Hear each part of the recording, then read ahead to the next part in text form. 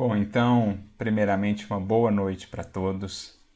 Que Deus, nosso Pai, e que Jesus, nosso Mestre, abençoem a todos nós nesta noite de reflexões. Eu gostaria de agradecer pelo convite que nos foi estendido pelos amigos aí de Paraíso do Tocantins, enviar o nosso abraço fraterno a todos os amigos do Tocantins que nos acompanham, também os amigos de outras partes do Brasil ou talvez até de fora. Que Jesus envolva todos nós no seu amor e que possamos nos sentir aqui movidos, inspirados pela força da fraternidade, que congrega corações a tão grandes distâncias em torno desse ideal, dessa causa comum, que é a causa do amor, que é a causa do Evangelho.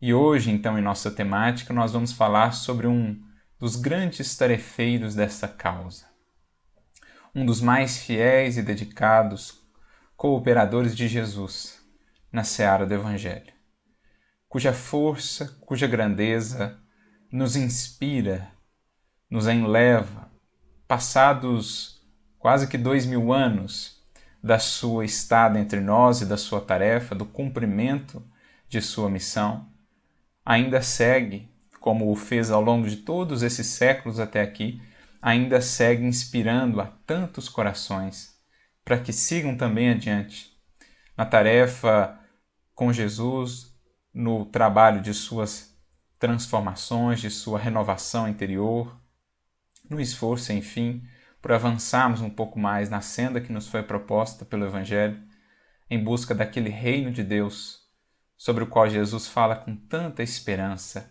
com tanto carinho, com tanto amor na Boa Nova.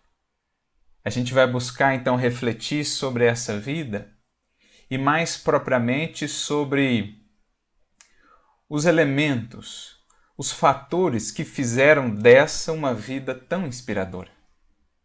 Porque quando nós nos lembramos de Paulo de Tarso, logo nos chama a atenção aquele vigor, aquela força, aquela resiliência, aquela paixão mesmo, no melhor sentido do termo, com que ele se moveu adiante, vencendo distâncias, não só as físicas, como o fez nas tantas viagens, nos tantos caminhos percorridos de outrora, mas também vencendo imensas distâncias espirituais.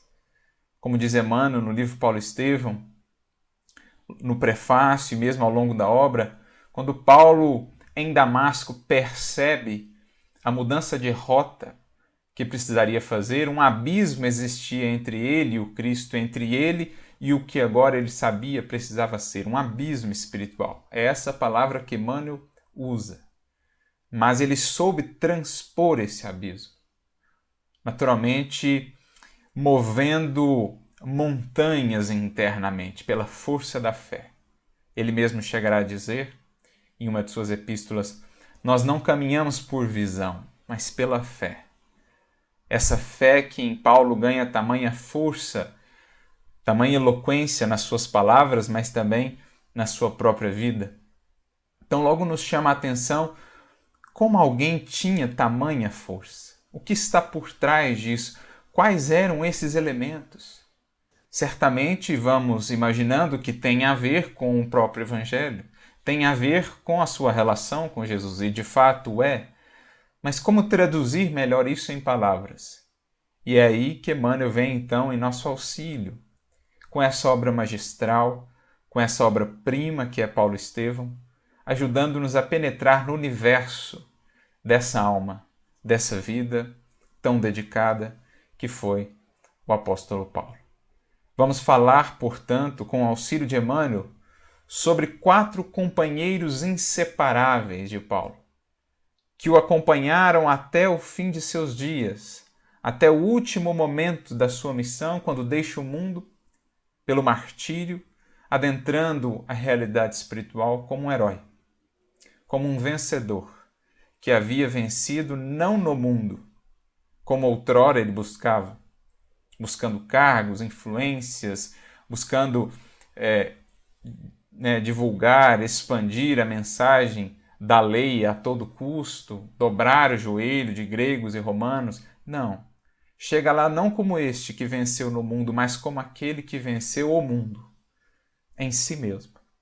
Aqueles antigos paradigmas, aqueles antigos valores que tinha, caíram por terra como ídolos abandonados, ídolos quebrados, e ergue-se então no altar do seu coração o culto agora ao amor, o culto ao Evangelho, tendo na figura do Cristo esse elemento central, esse sol em torno do qual ele buscou gravitar até o último suspiro. Por isso nos lembramos aqui da bonita, da feliz, da bela descrição que ele nos traz sobre essa jornada percorrida na sua última carta, o seu testamento espiritual. Combati o bom combate, acabei a carreira, guardei a fé. O que o levou? Quais foram esses elementos ou esses companheiros inseparáveis, como os descreve Emmanuel na obra, que o acompanharam até esse fim, até esse desfecho bem-sucedido, exitoso em termos de valores espirituais, que o levou até o fim dessa carreira, conservando aí o patrimônio da fé, da consciência tranquila, tendo combatido o bom combate e vencido. Qual foi esse conjunto de valores que o levou até aí?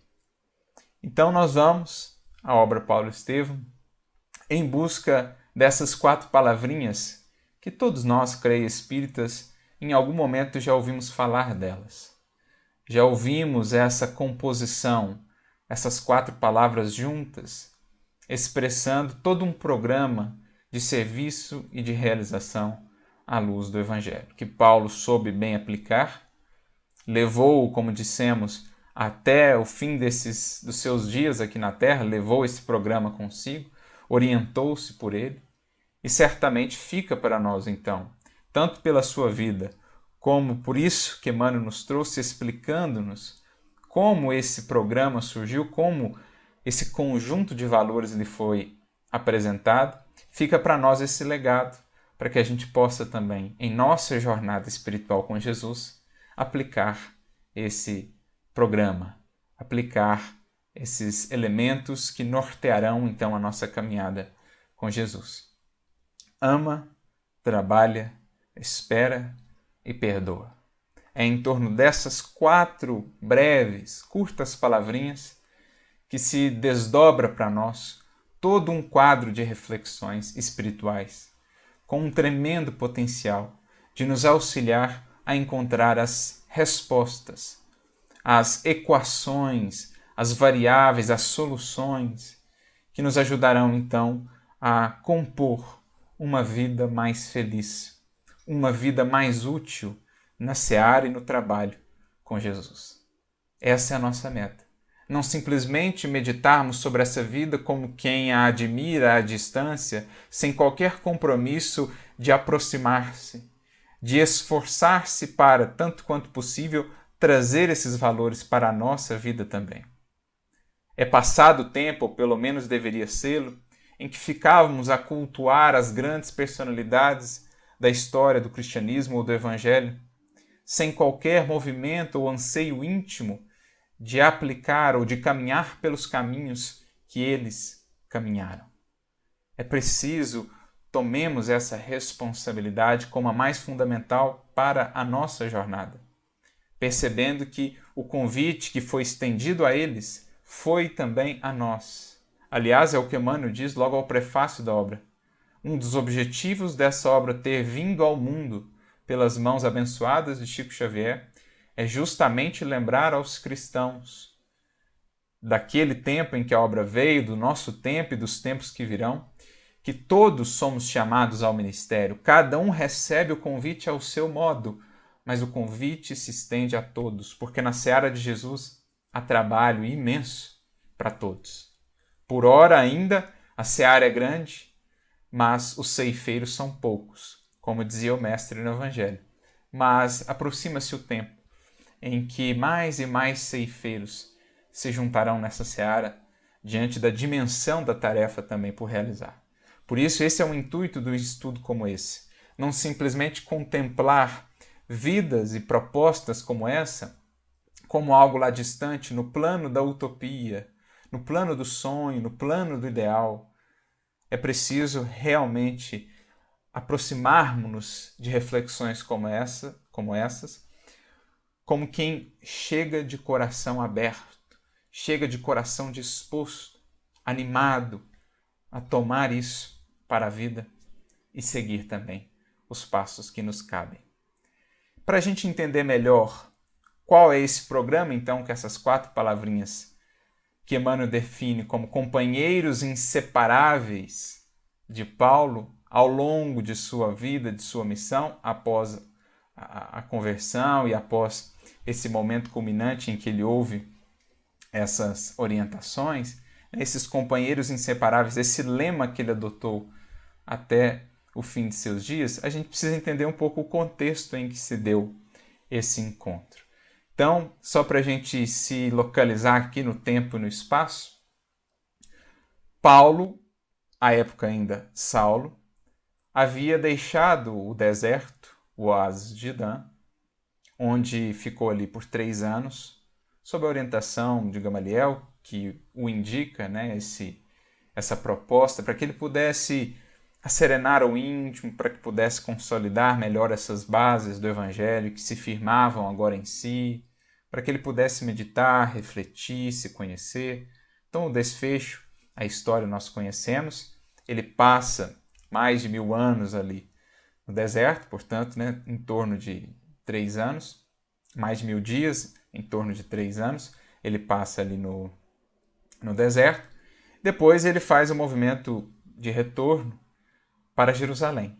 Ele passa em Damasco, onde lá sofre perseguições, onde se dá aquele acontecimento muito interessante, muito singular, em que ele foge da cidade de Damasco à noite, colocado dentro de um cesto que foi descido pela muralha da cidade, porque era perseguido. E ele então se dirige a Jerusalém, onde intentava reencontrar alguns amigos com os quais talvez pudesse receber algum auxílio, encontrar algum auxílio, e também encontrar os discípulos de Jesus. Reencontrar Simão Pedro, reencontrar aqueles primeiros seguidores de Jesus, para tentar retificar as suas posturas, os seus caminhos junto deles. E assim ele faz, aproveita, passa pela Galileia, todo um momento ali, essa jornada dele de reflexão, ele busca os lugares onde Jesus pregou, busca conversar com pessoas que conheceram Jesus, então aquilo vai nutrindo, vai alimentando o seu coração. Mas quando ele chega em Jerusalém, ele tem decepções. Primeiro porque amigos diletos sequer lhe deram bola, digamos assim. Uma vez que ele mudou tanto as suas perspectivas e os seus valores, agora seguia aquele nazareno, foi menosprezado, foi desprezado por amigos de muito tempo. Então teve ali alguma de suas primeiras e mais amargas decepções nessa senda nova que ele tinha por percorrer. Jesus já havia lhe alertado, não seria fácil o caminho.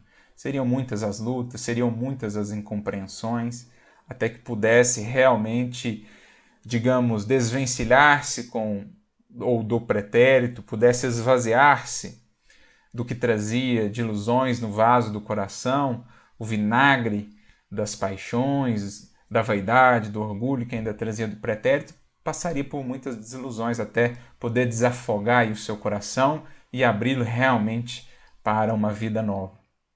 Então ele volta, tem essa decepção com alguns amigos e, inclusive, num primeiro momento até com os companheiros ali, né? Os agora companheiros, porque também cristãos, também discípulos de Jesus, com os primeiros seguidores. Quando ele busca auxílio na casa do caminho, no primeiro momento não é recebido, porque ficaram temerosos. Será que é uma nova armadilha? Será que é sincera essa mudança? Enfim.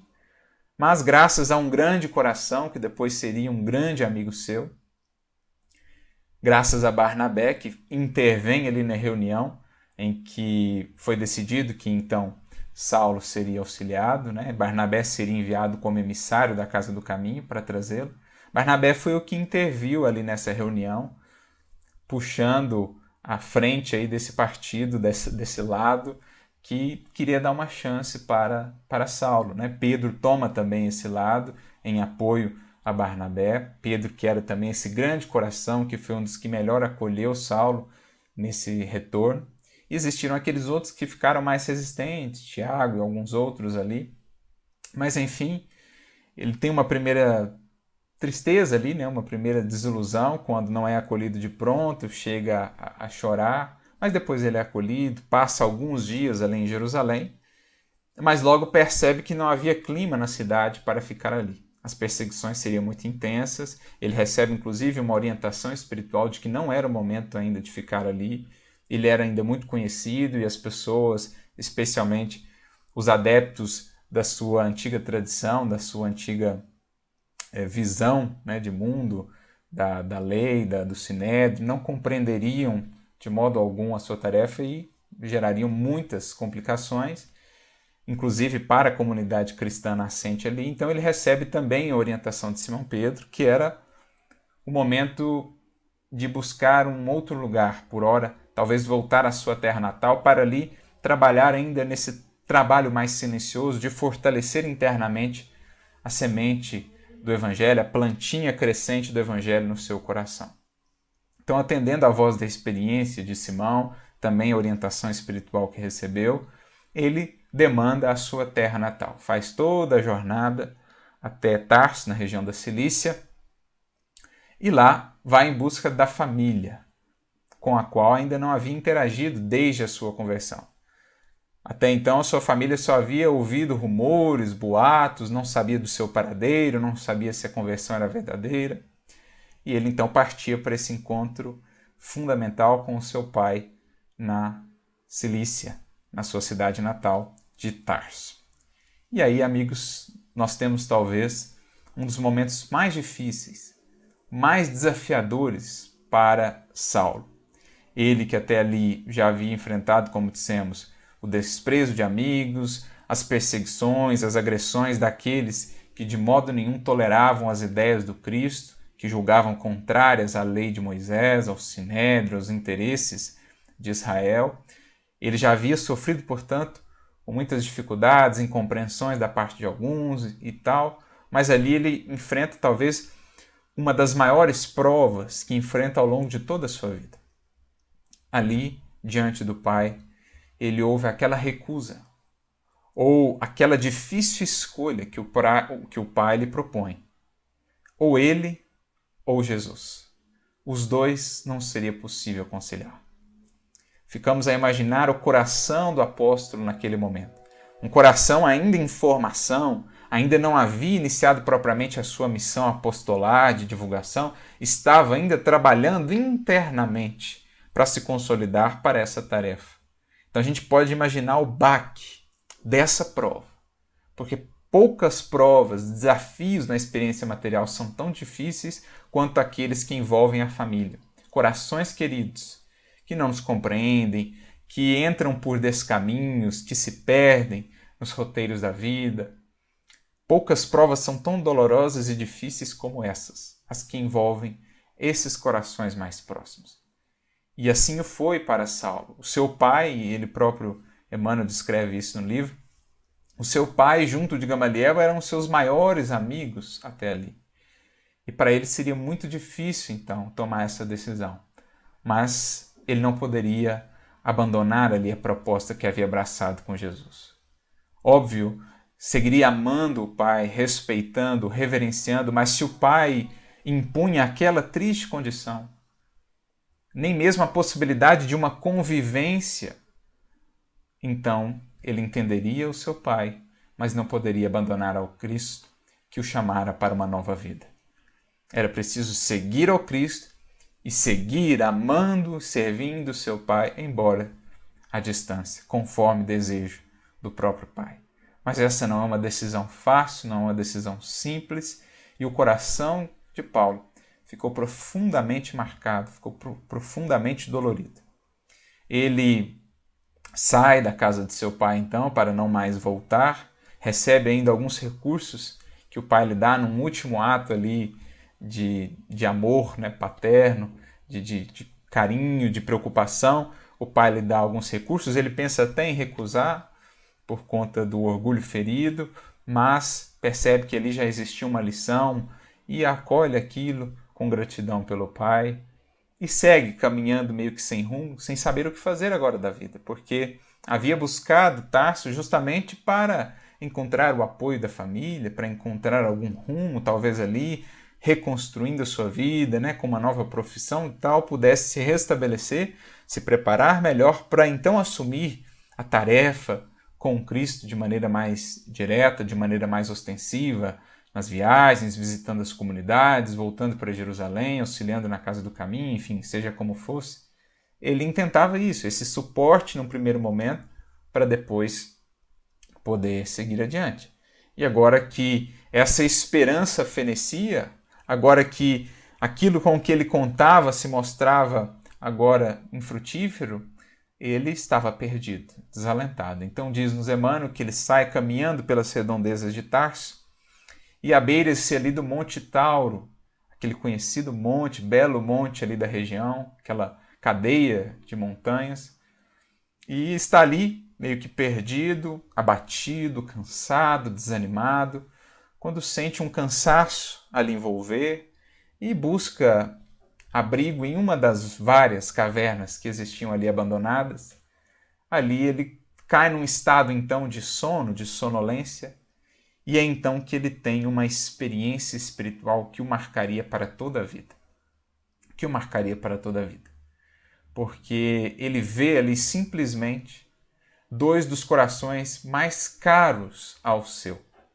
Um, nós nem precisamos mencionar. Trata-se de sua noiva espiritual, Abigail, da qual ele havia se despedido com profundos remorsos, pesares, por a ter abandonado num momento difícil. Ele tentou se recompor junto dela, ela, né, nunca interpôs nenhuma barreira, né, nunca se sentiu magoada, ofendida de nenhuma maneira por ele, apesar da sua postura orgulhosa, da sua postura equivocada.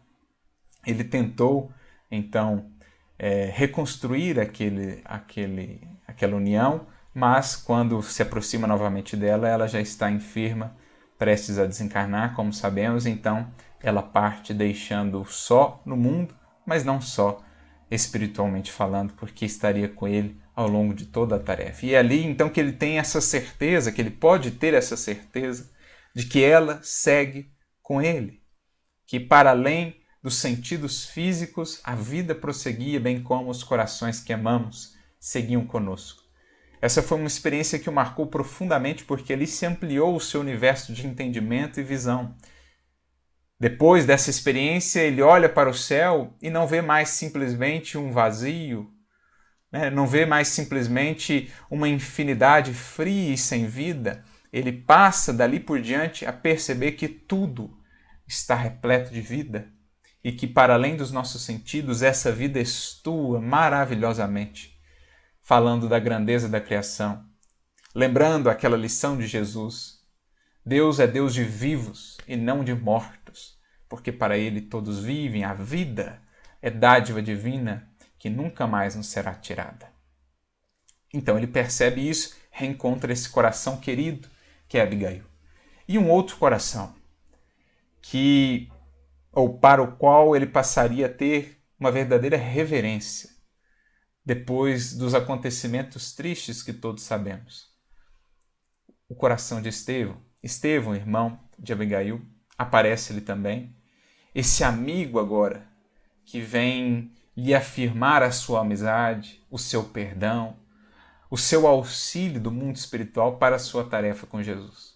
Com que alegrias, com que júbilos Saulo não recebe então essa visita. A noiva amada, a noiva dileta, querida, viva ali diante dos seus olhos, atuante com o mesmo carinho, com o mesmo sorriso, com a mesma beleza.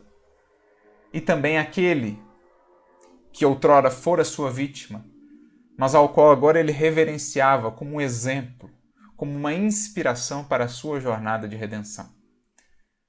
Algo que o levou mais tarde, inclusive, a mudar de nome. Numa homenagem a Estevão, ele muda o nome de Saulo para Paulo, quando encontra-se com Sérgio Paulo, aquele que fora o salvador de Estevão, Gesiel, à época da galera romana. Então, ele encontra esse coração também, percebe que não havia ali nenhum ressentimento, nenhuma mágoa, pelo contrário, carinho, amor, misericórdia, amparo. Então, logo, essa experiência o inunda e ele se vê enlevado, ele se vê maravilhado com o que vivia. Num dos momentos mais difíceis da sua tarefa, Jesus o brinda com essa ocasião, com essa bênção, com esse suporte. É como que uma mensagem, é como que um registro para todos nós do quão grande é a misericórdia divina. Que mesmo nos vales mais sombrios, que muitas vezes temos de percorrer ou cruzar, acende luzes na noite de nossos sonhos, de nossos ideais, de nossas esperanças. Luzes belíssimas, estrelas cadentes, abrindo-nos horizontes sempre novos. Forças sempre renovadas para que prossigamos, para que consigamos avançar na jornada a percorrer. Assim se deu com ele nessa noite pela qual passava. E algo que ele vai, inclusive, registrar depois, como diz Emmanuel, é interessante isso, Emmanuel coloca uma notinha no livro Paulo Estevão, dizendo que aquele registro que se encontra na segunda epístola de Paulo aos Coríntios, no capítulo 12, versículos 2 a 4, na verdade diz respeito a essa experiência. Muitos estudiosos ficam se perguntando o que ele quer dizer com isso, qual foi essa experiência, porque ele diz assim, conheço um homem, ele está falando de si mesmo, né, na terceira pessoa, conheço um homem que há 14 anos foi arrebatado ao terceiro céu. Se no corpo ou fora dele, não sei. E foi levado então ao paraíso, se no corpo ou fora dele, não sei, Deus o sabe. E ali ouviu palavras inefáveis. Então ele está descrevendo essa experiência que teve nesse dia fatídico, lá no Monte Tauro, em alguma caverna para nós desconhecida, essa experiência que o moldaria dali por diante até o fim dos seus dias, da sua tarefa. Nesse diálogo com Abigail e com Estevão, recebendo ali uma profunda infusão de força, de esperança, é ali que ele firma uma promessa, como nos descreve Emmanuel, de que nunca mais deixaria o desânimo se apossar de si. Que dali por diante seguiria sempre firme, confiante, tomando esse lema de Abigail, que gravaria de maneira indelével no seu coração. Seriam dali por diante os seus companheiros inseparáveis, essas 4 palavrinhas que a sua noiva amada lhe traz, que também o amigo querido Estevão lhe trazia ali, juntamente com o sorriso, com as vibrações de amor e de carinho. Então esse é o contexto em que se dá essa conversa, em que se dá a apresentação desse programa, que naturalmente não alcança ou não serve somente a ele, mas a todos nós. Porque estamos a falar de corações ali que não somente compreendiam o Evangelho, mas que haviam se tornado páginas vivas do Evangelho. Por isso suas lições são também para nós lições do Evangelho vivo, que nos cabe incorporar e aplicar à nossa vida. Então, em determinado momento da conversa, Abigail começa dizendo, o próprio Estevão também, quando ele está ali cansado, Estevão aproxima-se naquela experiência espiritual, dizendo, levanta-te, Saulo, a tarefa vai começar ainda. Abigail complementa dizendo, choras? A tarefa ainda nem começou. Vamos, levanta-te, bom ânimo, força, estamos contigo. Então começa nesse tom a conversa entre esses 3 corações que estavam unidos pelos laços mais santos do amor. Como chorar agora? A tarefa apenas começa. Bom ânimo, erga-te. E é então que ela diz assim para ele, em determinado momento da conversa. Isso está registrado, para quem quiser ler depois todo o trecho, no capítulo 3 da segunda parte do livro Paulo Estevão. Abigail diz assim para ele, é preciso ser fiel a Deus, Saulo. Ainda que o mundo inteiro se voltasse contra ti, possuirias o tesouro inesgotável do coração fiel. A paz triunfante do Cristo é a da alma laboriosa que obedece e confia. Então ela começa trazendo para ele esse antídoto, digamos assim, contra as desilusões do mundo, da vida. a incompreensão, a ingratidão, as dificuldades, a perseguição, nada disso pode tomar a paz triunfante daquele que obedece e confia no Cristo. Aquele que tem o tesouro inesgotável de um coração fiel, que descobriu essas riquezas do coração consagrado a Jesus e ao amor em si mesmo. Riquezas essas que não faltam, que não podem ser tomadas, roubadas por ladrões, nem mesmo carcomidas pelas traças, como dizia Jesus. Quem descobriu isso, ajunta tesouros no céu. Tesouros que estarão com ele, portanto, enriquecendo, fortalecendo, seja onde e como for, apesar de tudo. Então ela já começa com esse fundamento. Acima de tudo, a fidelidade a Deus. Porque, lembrando as palavras de Jesus, quem busca o reino e a sua justiça, tudo mais lhe será acrescentado. Se a fidelidade a Deus está no ápice, está no pedestal maior do nosso coração, o nosso compromisso com a vivência da lei divina, tudo mais se ajusta, tudo mais se resolve, tudo mais se transforma segundo tem de ser, se estamos buscando fazer a parte que nos cabe alinhados com a lei divina, com a vontade augusta e soberana de nosso Pai. Por isso, esse é o objetivo maior. Essa fidelidade a Deus que ele vai tão bem descrever, que é o conceito de fé nas suas cartas, que aparece tantas vezes nas suas cartas. Essa fé que é esse elemento central, que é essa alavanca primordial de toda a construção do edifício do reino em nosso coração. E aí ela prossegue dizendo: não tornes a recalcitrar contra os aguilhões. A mensagem lida hoje foi justamente sobre os aguilhões. Cada um de nós os terá à sua maneira, conforme as suas necessidades. O que não podemos é recapitular a antiga rebeldia, as antigas fugas espetaculares que temos repetido ao longo dos séculos diante dos aguilhões que nos convidam a avançar. Quando surge a hora do testemunho, quando surge o momento da fé, da aplicação, da prática, ao longo dos séculos temos muitas vezes recalcitrado contra os aguilhões. Assim como ele, naquele momento, ainda recalcitrava, assim nós, quantas vezes ainda temos recalcitrado, nos revoltado, desanimado, entregado as nossas forças ao desalento, quando, em verdade, nos momentos mais difíceis é que a luz se faz ainda com maior potencial de acender, de transformar outras vidas, outros corações para a glória do bem. Então, não tornes a recalcitrar, porque antes de Damasco, outra coisa ele não vinha fazendo senão recalcitrar. Jesus o buscando de muitas maneiras, de muitos modos, e ele fugindo, ele se revoltando, cada vez mais mergulhando no ódio, na paixão, no orgulho, na revolta. Quando Jesus o convidava a uma nova vida, se ele soubesse ceder, se ele soubesse abrir-se para as experiências, renunciar ao orgulho para aprender, para ouvir, para acolher o desígnio do mais alto. Assim conosco. É preciso façamos uma leitura melhor das circunstâncias, para não trabalharmos contra elas ou fazer com que elas estejam contra nós. Pelo contrário, é preciso trabalhemos com elas, junto delas, para que elas nos transformem e nós cresçamos com elas. Porque, caso contrário, não atingem a finalidade que têm em nossa vida, não passam, nós não transformamos e as situações se complicam.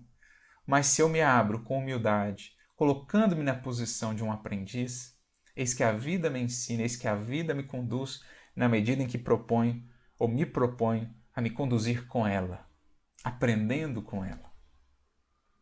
Esvazia-te dos pensamentos do mundo, prossegue ela. Quando hajas esgotado a derradeira gota da posca dos enganos terrenos, Jesus encherá teu espírito de claridades imortais. Então, se ele era o vaso escolhido, era um vaso ainda muito cheio do vinagre, do vinho das ilusões do mundo. Era preciso esvaziar-se para que então pudesse receber a água viva, a linfa pura do Evangelho de Jesus. E assim com todos nós. Se nos aproximamos do Evangelho já cheios, repletos de nós mesmos, sem nenhum espaço para receber o novo, sem nenhum esforço de esvaziamento para acolher o que é maior, o que é superior, o que é mais sublime, se já comparecemos à seara do Evangelho, repletos de preconceitos, de ideias cristalizadas, de antigos hábitos que não queremos mudar, de mágoas e ressentimentos para os quais não queremos olhar, não há simplesmente espaço para acolher esse novo. Por isso Jesus diz, não se põe vinho novo em odres velhos, é preciso esvaziar, renovar o íntimo, para então ofertar ao que nos chega de Jesus e do Evangelho um ambiente propício para que isso possa realmente se desenvolver. Caso contrário, se não exercitamos, se não realizamos essa higiene do vaso íntimo do coração, tudo que chega de novo é logo contaminado pelo antigo fermento, pelas antigas impurezas aqui conservadas. É o que a gente vê numa bonita lição do livro Jesus no Lar, no capítulo 3, quando Jesus traz esse símbolo, falando ali com Sara, uma irmã que lhe havia perguntado como fazer para chegar realmente a essa transformação com o Evangelho, né, que o reino de Deus nos propõe. E ele pergunta qual que é a sua tarefa, né, para ela. A gente faz aqui o queijo, né, da cabra, do leite da cabra e tal. E ele fala, qual que é o primeiro procedimento que você tem que fazer? Ela, precisamos higienizar muito bem o recipiente, caso contrário, se ele não estiver limpo, todo o leite que ali colocamos azeda e se perde o leite, se perde o queijo. Jesus usa então esse exemplo na sua didática sublime para dizer assim também o que nos chega pelo Evangelho. Se o recipiente do coração está contaminado, por mais nobres sejam os valores que acessamos no Evangelho, perdem a sua capacidade transformadora, perdem o seu potencial porque não encontraram um ambiente propício. É o que ela está dizendo para Saulo, é o que cabe a cada um de nós. Se comparecemos ao terreno, ao campo do Evangelho, já muito cheios de nós, não há espaço para o Cristo, não há espaço para Deus. Por isso o lema do cristão, que gosto muito nas palavras de João Batista, é preciso que ele cresça e eu diminua. Sem nos diminuirmos para que Jesus cresça em nós, não há vínculo real com o Evangelho. Não há proposta real de transformação à luz do Evangelho. É o que ele ouviu e é o que ele se dispôs a fazer. Se era o vaso escolhido, era preciso escolher, então, esvaziar-se para receber o que Jesus desejaria colocar ali. O que ele teria de transportar em nome de Jesus. Era preciso deixar para trás, então, o que ele transportava em nome do seu antigo orgulho, da sua pretensão, da sua vaidade, das suas exigências descabidas. Isso era preciso deixar. Deixar para trás, entornar, para que então pudesse ofertar ao Mestre um vaso limpo, capaz de transportar o perfume do Evangelho sem contaminá-lo, capaz de transportar a água viva da Boa Nova sem contaminá-lo. E aí prossegue o diálogo, ela vai esclarecendo ele, vai trazendo algumas orientações, dizendo que é mesmo um caminho difícil, que se algo é preciso fazer, é nos dar, é nos ofertar. Então é preciso estar disposto a mudar a nossa vida, a deixar que Jesus nos transforme, para que sejamos instrumentos seus e não nós nos sirvamos dele como instrumento para os nossos anseios, os nossos desejos. É o inverso. Quantas vezes nós não queremos nos servir de Jesus para os nossos desejos ou interesses, ao invés de nos ofertarmos a Jesus para que os seus desígnios, por meio de nós, alcancem os corações necessitados, alcancem as demandas, os trabalhos a fazer. Por isso, mais adiante, ela diz assim, Saulo, para a certeza da vitória no escabroso caminho, lembra-te de que é preciso dar. Jesus deu ao mundo quanto possuía e, acima de tudo, deu-nos a compreensão intuitiva das nossas fraquezas, para tolerarmos as misérias humanas. Então, Jesus nos deu a compreensão intuitiva das nossas fraquezas. Isso me lembra um trechinho que está lá no livro Obreiros da Vida Eterna, né, envolvendo lá um personagem chamado Gotuso, a sua mãe, que em determinado momento vem de esferas superiores para ele dar um puxão de orelha. Ela diz assim que você, meu filho, já é um trabalhador com o direito de conhecer os seus erros para se transformar. Então, com o Evangelho, com Jesus, a gente já recebe esse direito de conhecer os nossos erros, as nossas fraquezas, para que aprendamos então a compreender, a tolerar, a amar o outro, apesar das suas também, porque as vemos em nós. Por isso que Paulo, naquele mesmo capítulo em que descreve essa visita, né, no capítulo 12 da segunda carta aos Coríntios, ele vai falar também: então, quando sou fraco, sou forte, porque com Jesus a gente recebe esse direito magnífico de conhecer os nossos erros. O que significa que já temos alguma estrutura, algum raio de consciência a vibrar em nós, porque caso não tivéssemos, não estaremos preparados ainda para lidar com as nossas fraquezas, com os nossos erros. Porque elas só vão sendo liberadas, só vamos conseguindo acessar essa dimensão das nossas fraquezas na medida em que vamos tomando mais consciência, na medida em que vamos estruturando melhor o nosso sentimento. É assim que o alto vai permitindo que a gente acesse melhor as nossas imperfeições, o nosso passado. Por isso que por hora o passado para nós é velado, porque ainda não temos estrutura para lidar com isso com tanta clareza. Então vai sendo desvelado aos poucos. Assim também, na jornada do Evangelho, o nosso verdadeiro eu vai se desvelando.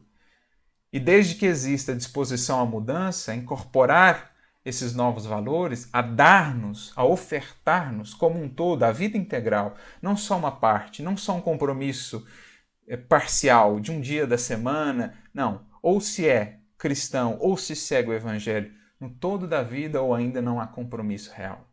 Ou se dispõe a se entregar por inteiro à proposta de transformação, ou ainda é apenas anseio superficial.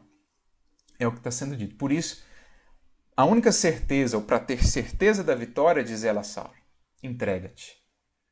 É preciso esvaziar o passado, abrir-se para o futuro. É preciso diminuir o eu, deixar o Cristo crescer. É preciso incorporar esses valores que serão os norteadores de uma nova vida. E aí surge então o momento das palavrinhas-chave. Ele percebe que a visita já está se findando, Estevão já se prepara para despedir, então começa a bater nele uma espécie de desespero. Ele percebe que está chegando ao fim, ele queria que não terminasse jamais aquele momento, porque era um oásis de alegria, de felicidade para ele. Mas enfim, ele se apressa então a raciocinar, eu tenho que aproveitar ao máximo esses últimos instantes. Vamos lá, pensa, que pergunta, quais as perguntas? Se a gente tivesse ali 5 minutos para conversar com o mais alto da espiritualidade, quais perguntas a gente faria? Será que a gente já parou para pensar nisso? Se tivéssemos 5 minutos de perguntas, de interação com Jesus, o que nós pediríamos? O que nós perguntaríamos? Interessante pensar nisso. E aí ele então começa a pensar nos problemas, né? Porque mais interessante do que ver as respostas que Abigail traz para ele, na forma dessas 4 palavrinhas, é ver que perguntas as geraram. Porque essas perguntas dizem respeito a questões práticas, dos desafios do trabalho na seara com Cristo. É nisso que ele pensava e ela traz então a resposta. É como se fosse um quebra-cabeça que ele quisesse montar e ela trouxesse as pecinhas faltantes. É como se fosse uma equação para resolver e ela trouxesse ali os elementos de contorno para solver essas equações. É como se fossem portas cerradas no seu entendimento em que ela trouxesse ali chaves fundamentais de compreensão. Então, a primeira das perguntas, ele fica pensando, né, sobre os desafios da caminhada, os desafios de todo o trabalho, e a primeira pergunta que ele faz é assim: que fazer para adquirir a compreensão perfeita dos desígnios do Cristo?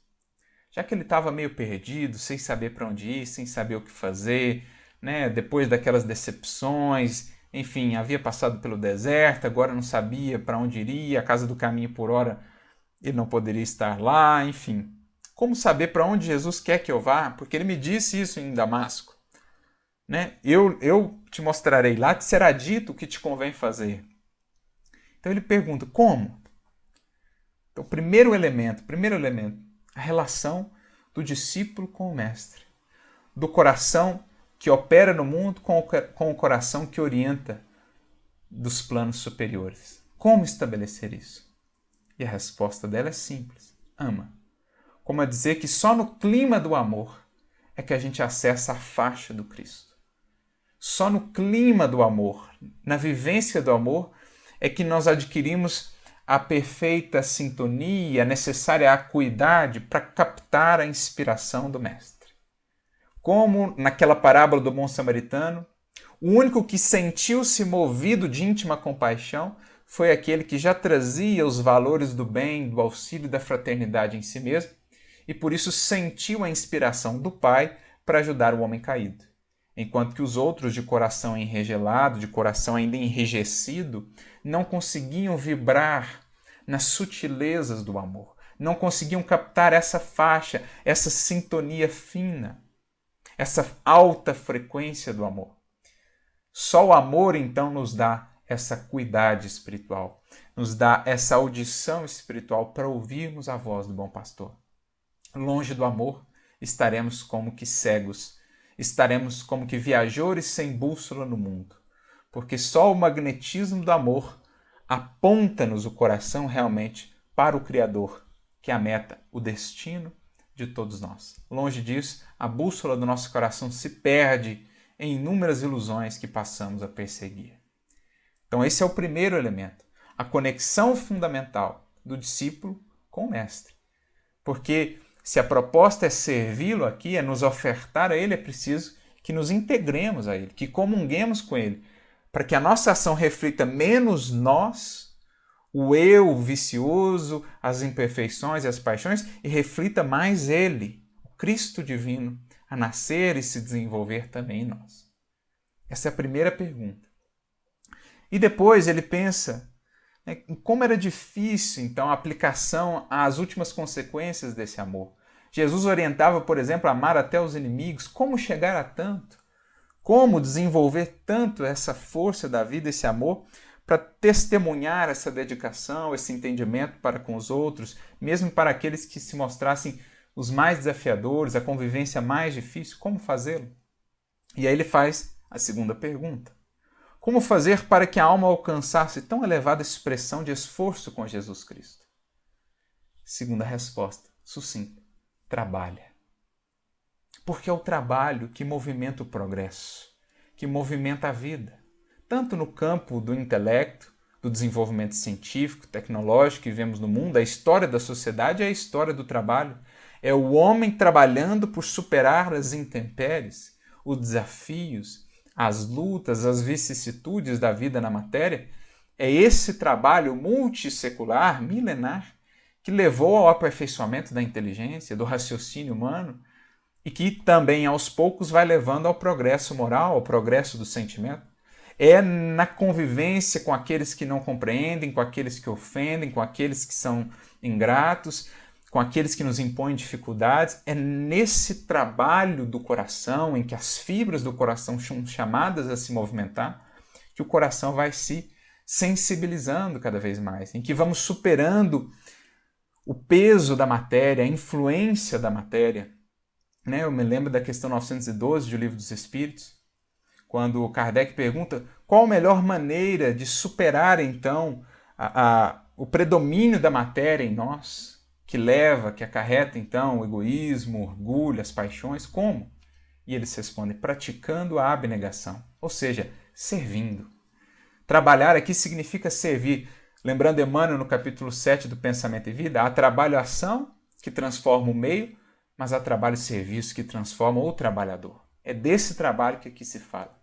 É o trabalho de servir, de colocar-se em serviço, de ser útil, de estender o bem tanto quanto nos seja possível. Porque a abnegação, a escola da abnegação e do serviço, é a escola de desenvolvimento, de aperfeiçoamento, de depuração do nosso amor. Amar nesses píncaros pode ser por hora para nós ainda difícil, mas nós já sabemos servir. E é na escola do serviço, pelo trabalho de cada dia, trabalho que nos transforma, que a gente vai chegando lá. E aí depois ele pensa ainda em desafios associados à tarefa.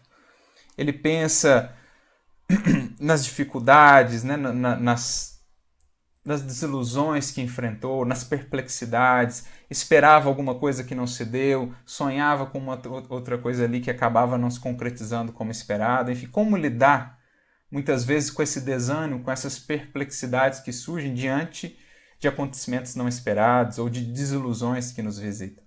E aí ele faz a terceira perguntinha, tudo mentalmente. Que providências adotar contra o desânimo destruidor? Porque é isso, se a vida é movimento, é trabalho em toda parte, está aí a natureza a nos ensinar, o desânimo, quando acalentado, é destruidor, opera a morte em sentido espiritual, porque nos leva à estagnação. Então é preciso lutar com todas as forças contra o desânimo destruidor. Claro que existem momentos em que sentimos mais abalados, mais cansados, mas é imprescindível não alimentar isso por muito tempo, porque vida é renovação, é movimento, é trabalho. E ela então responde, espera. Ou seja, muito das nossas aflições surgem justamente por não saber esperar um pouco mais. Às vezes a gente acha que está tudo encaminhando-se de maneira equivocada, que não está nada dando certo, mas é porque não esperamos tanto ainda. Porque veremos que dará certo de outras maneiras, em outro tempo, seguindo outros caminhos diferentes daqueles que talvez no primeiro momento esperássemos, mas está dando certo. Se estamos fazendo certo, está dando certo. Se estamos fazendo no amor, com um trabalho sincero, não tem como dar errado. Em termos espirituais, não. Pode ser que as circunstâncias materiais não se apresentem como esperávamos ou no tempo em que esperávamos, mas se estamos fazendo certo, no amor, com trabalho sincero, é só esperar, porque a colheita é uma certeza. Nenhuma sementeira do bem e do amor na eternidade se perde. É só uma questão de saber esperar. Por isso ela diz aqui para todos nós que não há caminho no Evangelho que não seja lado a lado com a paciência, com o saber esperar o tempo das coisas, o tempo das pessoas, saber investir no tempo, porque a esperança é essa paciência operosa, ou a paciência é a esperança operosa. Então a gente precisa entender que esperar aqui não é simplesmente ficar de braços cruzados. Por isso que o trabalho vem antes do espera. Porque se inverte, a lógica está invertida. Então, primeiro ama, que é o fundamento, é o manancial, é a base de tudo. O amor, ele inspira, portanto, o trabalho, um trabalho correto, um trabalho com a intenção adequada, um trabalho bem orientado, para que o trabalho feito, então, sob a inspiração do amor, possa esperar com certeza, com confiança, de que a colheita virá. Porque, como dizíamos, nenhuma sementeira do amor se perde. Então, até a ordem aqui tem muito a nos dizer. Primeiro, o amor, que é o manancial de onde buscamos ali as forças, a inspiração, a luz para a ação, para o trabalho. E depois do trabalho, então, bem feito, bem realizado sob a inspiração do amor, é que vem o esperar, a paciência, que não é simplesmente ficar de mãos cruzadas a aguardar o desdobramento das coisas ou o proceder desse ou daquele indivíduo, não. É mobilizar-nos dentro do raio de nossa ação, fazendo o que nos cabe e só então esperando, esperançando em Deus. E aí, ele segue ainda pensando, né, nos desafios e especialmente aqui na dificuldade, mais uma vez, das convivências. Como lidar com tantos pontos de vista diferentes, com tantos caprichos que muitas vezes surgem mesmo na seara do bem, na seara ali, na causa do Evangelho, né? Pontos de vista defendidos de maneira muitas vezes arraigada, que gera dissidências, que gera disputas, que gera separatividade. Como lidar com tudo isso também com a frieza de muitas outras pessoas que sequer se interessam por isso, enfim. Ele vai pensando nesses termos e elabora mentalmente a última pergunta. Como agir no âmbito de forças tão heterogêneas? Como conciliar as grandiosas lições do Evangelho com a indiferença dos homens? Então, duas perguntas aqui em uma, né? Primeiro, as diferenças. São tantos pontos de vista, perspectivas e etc., que muitas vezes se torna difícil encontrar o caminho comum aí, encontrar pontos de conciliação. E como lidar também com a indiferença daqueles que, mesmo fazendo-se tanto, sequer notam ou sequer despertam minimamente para alguma causa do bem, né? para alguma busca da luz. Como lidar com tudo isso? E a resposta, então, fechando esses pilares que o sustentaram em toda a tarefa: perdoa. Como a dizer que o perdão é essa chave libertadora que nos auxilia, que nos possibilita não nos prendermos. Ama, trabalha, espera com paciência e segue adiante. Não fica ali preso às circunstâncias. Ama, trabalha, segue esperando no coração, mas sem deixar de caminhar, sem parar por isso, porque o perdão é essa chave que nos desvincula, que abre as algemas que muitas vezes nos prendem às circunstâncias, acontecimentos e que nos impedem de caminhar, que representam um fardo extra para a jornada. A gente fica lá remoendo a ingratidão daquele, né? Remoendo ou lamentando, ou se revoltando com a postura daqueles outros que não foram tão compreensivos como seria necessário, que não se abriram ao diálogo. Se a gente fica preso nisso, a gente não consegue avançar, a gente fica amarrado. Ficamos ali pesados, com um fardo imenso, que não nos permite avançar com tanto proveito como seria necessário. Então o perdão é esse elemento que, sempre que encontramos uma barreira, sempre que encontramos um desafio maior, ele nos auxilia a contornar isso, a nos desvincular disso e seguir adiante, com amor, com trabalho e esperando, mas a caminho. Não esperando parado, não esperando lamentando, não esperando revoltado, esperando a caminho. É o perdão que nos dá esse elemento libertador para a gente nunca parar na jornada. Então o familiar não compreendeu? Compreende você, perdoa. O familiar foi ingrato, a pessoa que você ajudou foi? Perdoa você, compreenda você e segue. Segue esperando no seu coração que o tempo virá em que as sementes haverão de germinar, mas que isso não seja um motivo para você desanimar ou parar. Por isso, o perdão é esse elemento essencial, sem o qual, a cada passo da jornada, estaríamos nos prendendo a circunstâncias e acontecimentos tristes, a posturas infelizes, sem conseguir avançar tanto quanto seria necessário. E assim se fecha, portanto, esse eixo, esse conjunto orientador da tarefa desse grande coração, desse grande apóstolo, e que nos explica, então, de onde vinha tanta força, tanta dedicação e tanta resiliência. Foi o lema que ele abraçou em seu coração, vindo de um coração tão querido e na presença também de um outro coração tão querido, como Gisiel e Estevão.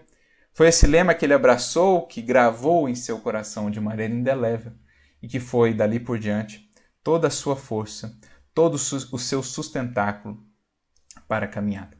E fica para nós esse legado, pois distantes dessas 4 palavrinhas, muito pouco ou nada conseguiremos realmente realizar em termos da nossa transformação e da contribuição, da colaboração com Jesus em sua seara. Que essa vida seja para nós inspiração, encantamento, estímulo, para que possamos cada vez mais, incorporando palavras tão pequenas, mas que transportam consigo ideias tão grandiosas, possamos cada vez mais nos diminuir, nos esvaziar, para que Cristo então possa conosco habitar e nos preencher com o seu amor, a fim de que tenhamos sempre o que doar, engrandecendo a vida, engrandecendo o caminho e, naturalmente, a nós mesmos no processo. Que Jesus e Paulo nos inspirem sempre muita luz, amor, trabalho, esperança e perdão para todos nós na jornada a percorrer. Fiquem com Deus.